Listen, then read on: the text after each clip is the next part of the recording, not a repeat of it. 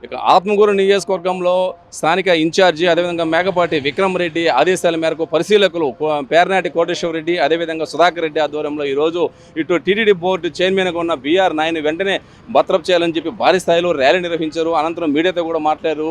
ఈ విధంగా ఈ సందర్భంగా పలు ప్లకార్డులు పట్టుకోవటం అదేవిధంగా బ్యానర్లు పట్టుకొని ఆయన యొక్క బీఆర్ నాయుడు యొక్క ఫోటోలను చూపిస్తూ ఇటు శ్రీ వ్యామోహం ఉంటూ ఒక పరమ పవిత్రమైన తిరుమల తిరుపతి దేవస్థానానికి ఒక చైర్మన్గా ఉంటూ ఈ విధంగా స్త్రీల పట్ల అసభ్యంగా ప్రవర్తించిన బీఆర్ నాయన్ వెంటనే బర్తరఫ్ చేయాలని చెప్పి పేర్నాటి కోటేశ్వర రెడ్డి డిమాండ్ చేశారు. ఎంతో పరమ పవిత్రమైన ఈ యొక్క టీటీడీ బోర్డు చైర్మన్గా పదవి రావడం అంటే జన్మల అదృష్టమని ఆ యొక్క పదవిని చెడగొట్టాడు బీఆర్ నాయుడు అని చెప్పి కూడా ఇటు పేర్నాటి కోటేశ్వర రెడ్డి ఆగ్రహం వ్యక్తం చేశారు. 140 కోట్ల మంది భారతీయులే కాక పక్క దేశాలకు కూడా శ్రీవారికి ఎంతో మంది భక్తులు ఉన్నారని, అలాంటి భక్తులందరి మనోభావాలు దెబ్బతీసే విధంగా బీఆర్ నాయుడు ప్రవర్తించాడు. కాబట్టి చంద్రబాబు నాయుడు వెంటనే బీఆర్ నాయన్ ఈ యొక్క పదవి నుండి బర్తరఫ్ చేయాలని చెప్పి పేర్నాటి కోటేశ్వర రెడ్డి అదేవిధంగా సుధాకర్ రెడ్డి డిమాండ్ చేశారు. ప్రభుత్వం అధికారంలోకి వచ్చిన తర్వాత వైకుంఠ ద్వార దర్శనం టికెట్ల ఇచ్చే కార్యక్రమంలో జరిగినటువంటి తొక్కిసలాటలో 6 మంది మరణించడం జరిగింది. అంతేకాదు సింహాచలం పుణ్యక్షేత్రంలో గోడకూలి 7 మంది మరణించడం జరిగింది.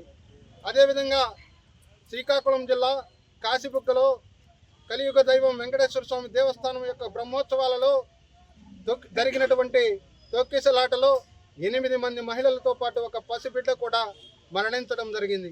వీటన్నింటికి కారణం ఈరోజు కూటమి ప్రభుత్వం అవలంబిస్తున్నటువంటి ప్రజా వ్యతిరేక కార్యక్రమాలు అదేవిధంగా దైవ వ్యతిరేక కార్యక్రమాలు అని చెప్పి నేను ఈ సందర్భంగా తెలియజేస్తున్నా.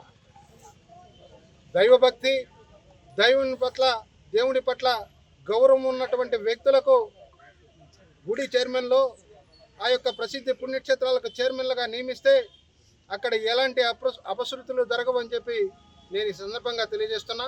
ఈరోజు మనం చూస్తూ ఉన్నాం, ప్రతిరోజు కూడా బీఆర్ నాయుడు అనే వ్యక్తి తిరుమల తిరుపతి దేవస్థానం చైర్మన్గా నియమించబడటం చాలా దురదృష్టకరం. ఎందుకంటే కూటమి ప్రభుత్వం అధికారంలోకి వచ్చిన తర్వాత అక్కడ ఒక మహిళ బీఆర్ నాయుడు బాధితురాలైనటువంటి ఒక మహిళ, అయ్యా బీఆర్ నాయుడు పవిత్ర పుణ్యక్షేత్రానికి చైర్మన్గా ఉండడానికి అనర్హుడు, అతను మహిళా లోలుడు, నన్ను కూడా హింసించాడు అని చెప్పి సాక్షాత్ ముఖ్యమంత్రికే లెటర్ పెట్టుకుంటే వాటన్నింటినీ ఖాతరు చేయకుండా నారా చంద్రబాబు నాయుడు గారు తన సామాజిక వర్గానికి చెందిన అదేవిధంగా తను ఉన్నది లేనట్లు లేనిది ఉన్నట్లు ప్రచురిస్తున్నటువంటి టీవీపై అధినేత అయినటువంటి బీఆర్ నాయుడు గారికి ఈ యొక్క టీటీడీ చైర్మన్ పదవి కట్టబెట్టడం చాలా దురదృష్టకరం. ఏనాడైతే బీఆర్ నాయుడు చైర్మన్గా ఎన్నుకోబడ్డాడో ఆనాటి నుంచి తిరుమలలో గోమాతలైనటువంటి గోవులు మరణించినాయి. అదేవిధంగా తిరుమలలో పవిత్రమైనటువంటి పుణ్యక్షేత్రంలో ఎగ్ బిర్యానీలు చికెన్ బిర్యానీలు దొరికినాయి.